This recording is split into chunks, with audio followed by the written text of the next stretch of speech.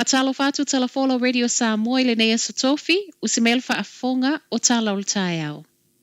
O lo oso esu el kolisi a tamaki I Glen Innes I au kilani, le ata video el masalo mia iai nisi o le a onga o lo a afiai. I lea ata e to aiva ta maita aina nga I se tasi o fale o ainga. Muli ai whaia fusu anga I lumo le fale ma o se vainga wha anoa noa. Lea afia atu wai ma le tamama tua o lea ainga sa I lumo o le whaitatoa. I lunga le Facebook page el kolisi a tamaki e pei ona toe wha asala lawe le News Hub.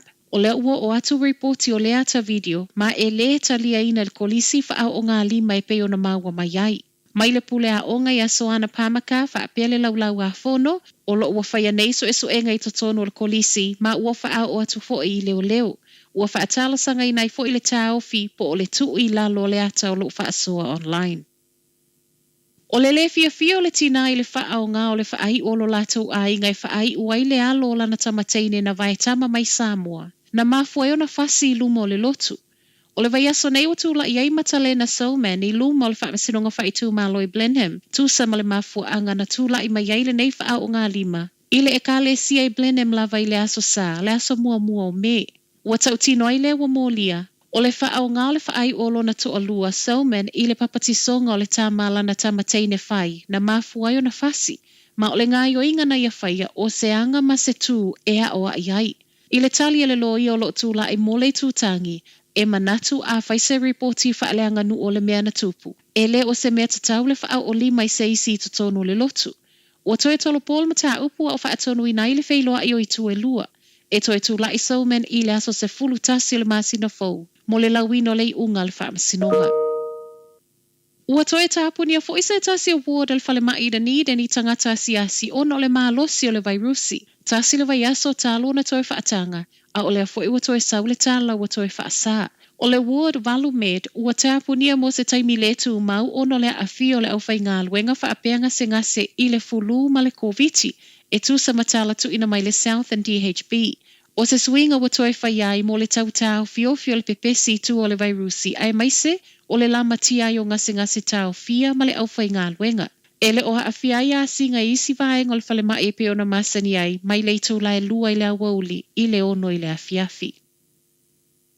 Ele I tau fia le au te ele asia singa le pale mia na alu il kolisia te aratai kalai esteti ana nafi. Tu samale lima se fulu I latou na wha mau popo I whafuane o le aonga. Ma o I latou nei o lo o te ele ngata I le 3 waters ma malo au whaatasi, o whaasala launga, ma isi lava o mata upu. Na sui ai ma le whaitoto ai ulu whale le pale mia e pe ona wha o ngā le awala I tua. I reporti o lea te ena tu whaatasia le Freedom and Rights Coalition po le kulupo lo o lawi loa I te o le tui o le COVID. A o iei le pale mia na nafi lea no fuanga e tatala aloa I el kolisi fo wa sui ai Linwood College na wa aia le lolofiane o whanau wa onga mopu e ngā ata. O le afono le community tonga o lo I au kilani e tala noa le whaatetele o vesi ngā kengi wa iai nei. Mai le whailo tūse le Aotearoa Tongan Health Workers Association pakilau manase lua I tala leitio a New Zealand. O lo iei le popo le ngaina ne I whaatetele misa o lo o whaia nei pe ao o atu le taalonga le kiwis ma le mate maatonga I le vai asofou.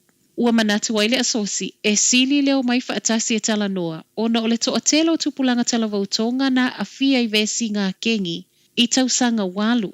O le fono o tapena e whaia lei maangele I le aso atai au. Ma o lo wha o ngai momoli ma iei le whe au e wha u mai a vevesi o iai. Ai ele I tumutumu le Malaya le Mount Smarty le aso to na I o le vai aso a sau. O le talitonunga o sui o le community e ma whaiona fo ia le wha a whita uli leo mai wha atasi a o sau ni ai a lango la latou au. Whai watu I tala mai Sri Lanka. Ua tu mai le malo Sri Lanka le aso malo lo e tasi o vai aso ta itasi e una ia I tangata e toto mea ai a o iai le onge. Tu sama le tasi miliona tangata whai ngā luenga le malo wanga va ai le whaai unga wa ioi ai le malo. E malo lo aso wharai le uma mo le tolu masina so.